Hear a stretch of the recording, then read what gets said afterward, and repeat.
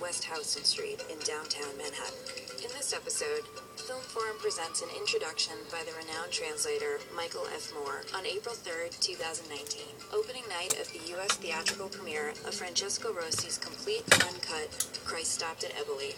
Mr. Moore created an all-new translation and subtitles for the unseen 4-part version of Rosi's film, now playing through Thursday, April 18th. There are no plans to release it on home video or streaming. Introducing the podcast is Bruce Goldstein, Film Forum's Director of Repertory Programming and founder of Rialto Pictures, who ended a long quest to find the uncut version and also edited the new subtitles. Francesco Rosi's Christ Stopped at Eboli was made for Italian television in 1979 as a 4-part miniseries. When it was first released theatrically here in 1980, it was retitled Ebbley, which actually makes no sense, and cut nearly in half to 2 hours. In 1982, when I was at the Thalia Theater on we were able to get hold of Rosi's complete version, but ran it for only 2 nights. That print was screened a handful of times in a few places in the early 80s, and then it just seemed to disappear off the face of the earth. When I began Rialto Pictures in 1998, Rosi's uncut masterpiece was one of the films at the top of my list. But RAI, the Italian television company that co-produced it, had no record of the 4-part version in their inventory. It was only last year we discovered that the complete negative was in the possession of Cristaldi Films. The late Franco Cristaldi was one of the original producers. Earlier this year, a restoration was completed. We then asked Michael F. Moore, one of the leading American translators of Italian literature, to create an all-new translation and subtitles. Michael is now completing his new translation of the 19th century classic, The Betrothed by Alessandro Manzoni. The Betrothed. His most recent translations include The Drowned in the Saved by Primo Levy, The Drowned in the Saved by Alberto Moravia, Levy. and The Animal Gazer by Edgardo Franzosini. No punctuation. Michael has been an interpreter for Italy's most celebrated film directors, including Francesco Rosi, and also teaches literary translation at Columbia University. And for Rialto, he created subtitles for De Sica's Il Boom and Visconti's Senso. The uncut Christ Stopped at Eboli, which the New York Times has called an event, At Emily. will be at Now it's Film Forum Emily. through April 18. There are no plans for a home video or streaming release. Here now is Michael F. Moore's introduction to Film Forum's opening night screening. Opening night screaming. He talks not only about the translation and historical background, but also about the region of Buzzy Licata, where Christ Stopped at Eboli is set. You'll find the slides he refers to on Film Forum's YouTube channel. Thank you for that introduction. I think there's this illusion that translators like to be invisible, and I'm glad that you're sort of dispelling people of that. When I told people that I was doing the subtitles for this film, so many people said, to my surprise, maybe not really, that Christ Stopped at Eboli had a deeply personal meaning for them. For me, it was the first book that I read in Italian, I think, when I moved to Italy in 1975. It had been recommended to me, and it gives this very striking portrait of a part of Italy that I've actually never been to. But I think I've been very struck by the Italian Americans I know and by Southern Italians and their response to this, which I think is even more personal, because this part of Italy and its poverty and the percentage of immigration has for too long been treated as a source of shame by Italy, by the Italian official historians. It's something that should be sort of written out of history. And I think that Italian Americans and Southern Italians have felt this on their skin very deeply. I lived in the North, but in the 1970s, they used to use the word immigranti, immigrants, for people that had migrated to northern Italy for work. Now instead, of course, the target has shifted even further south when people talk about migration. And, I always say that I wish people would see this and sort of look at history and maybe recognize that we're all migrants. The other aspect, when Levy was writing this book, Carlo Levi, was the first Levy that I was aware of, actually. he sees the peasants, who also Mussolini also saw as a great source of shame, instead as a sort of quintessence of the Italian character. And when, at the end of his book, after he's concluded the memoir and he's trying to draw some conclusion about what course the next Italian government should take, he points to the need for a peasant revolution. We have some slides, but before looking at them, I'd just like to mention a few things about Levy. He was sentenced to internal exile, a term difficult to translate, internato, because if I say intern, everyone will think that he was making photocopies. But he was a founding member of Giustizia e Libertà in Turin.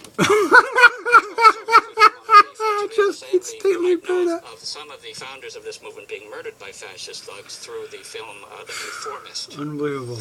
He was sentenced to internal exile to this part of Italy, which we'll see in a map very shortly, and was imprisoned multiple times, actually. After he was freed, he went to Paris, came back, was imprisoned in Florence, during actually a very dangerous period in Italy to be not only an anti-fascist, but to be a Jew, just after 1943, when the Mussolini government fell and the Nazis took over most of Northern Europe, is when the most horrible deportations happened. Should have said.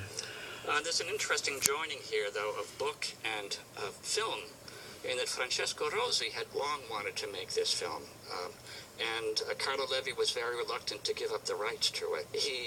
I can see how close it was to Rosi, so it wasn't actually until Levi had died the rights became available through his daughter, and that Rosi made this film. And it's very consistent, even though film historians don't always see that, but it's very much in a line with his continued interrogation of southern Italy, most famously in Salvatore Giuliano, and Hands Over the City, where he's looking at corruption very much. And here, instead, he reaches sort of further back, and again at peasant life. It's a very personal film for him as well. He had just lost his daughter, and there's a somewhat sort of somber tone that is on top of the whole thing. And even though I've sometimes seen both the book and the film described as not political, I would be interested to hear what your impressions are at the end of the film, maybe out in the lobby, because I think it is very deeply political, but it is not propaganda. I am both a translator and an interpreter, and what's interesting in doing subtitles, which is relatively new to me, is it sort of brings the two things together. You know, to my editor friends, to my regret, we don't have an awful lot of punctuation, not an awful lot of pronouns. We tried to get a big bang out of as few words as possible. With that, we can start our slideshow. Here you see Levy himself, who in later pictures sort of looks a little bit like Alevi, Marx on steroids.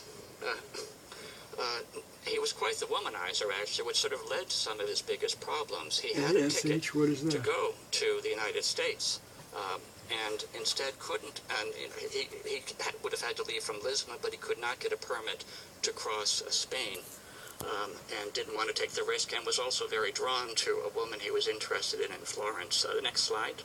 Here you get a sort of broad picture of the region, which is today called Buzzy Licata Luke Anja. And here you'll see this train, which goes to, let me see if I can see it properly. But when the title, Christ Stopped at Eboli, is because the train stopped at Christ stopped at Eboli. And then from there on in, you had to take a bus. But when they said Christ, when they used the word Christian in the film and in a lot of early Italian works to indicate a human being in the full sense. There you see Matera, which has gone from being the very impoverished town that is described in the book and in history to being this year the European city of culture. And this hovel, which is described in the film, of these caves where people lived with their animals, is now a very fancy hotel. Next slide. Here you see in the film and the book it's called Galliano, but the real place is Agliano, and a tribute paid to Levy there. Next. Is Agliano? Here you see some of the paintings. What's interesting in what Rosi does with the film is that he tells it very much from the point of view of Levy. And so he tries to capture Levy's own approach and view of the landscapes through the way that it's filmed. Next.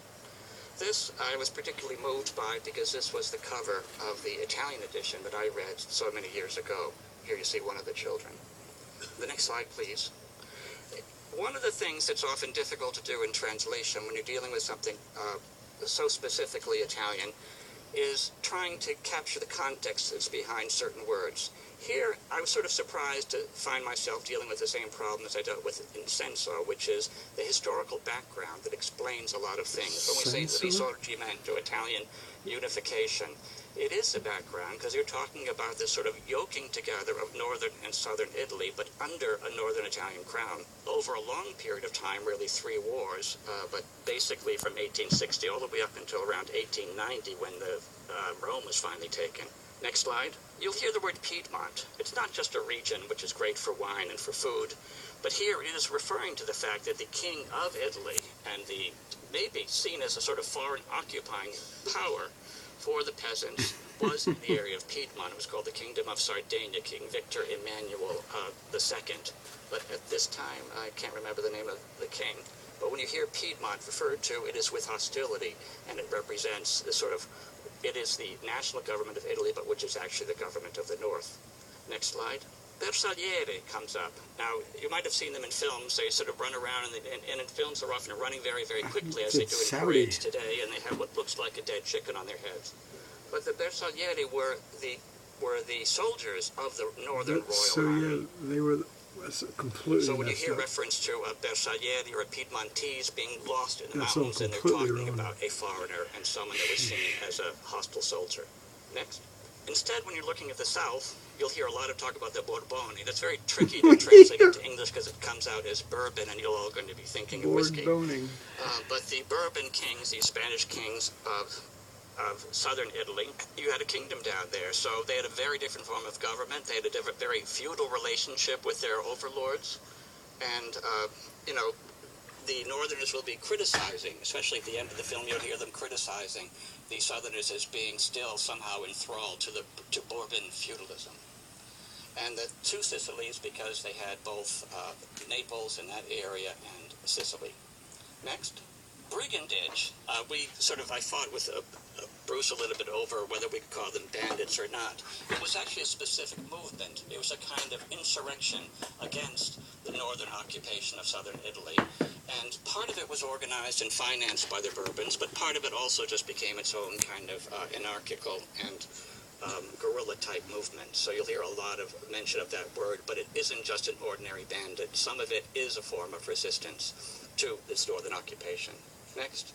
Il Duce, I don't think needs an explanation, or fascism, but this does take place in the midst of this sort of 20-year period, Il Ventennio, when at this particular moment, the Duce is sort of aspiring to regain the glory that was ancient Rome by creating an empire. The next slide, please. Lindbergh sort of beat this Italian aviator, Francesco Pinedo, in doing the first solo transatlantic crossing. He was a very significant figure and also a big moment in sort of nationalist Well, I think that's enough howling for now. Next. The Abyssinian War, which I was sort of indicating earlier. This posting of the films has a on YouTube has a closed caption similar to what a film forum has. I recommend anyway. Read the book first. It's a terrific read. This song that you'll hear, and I've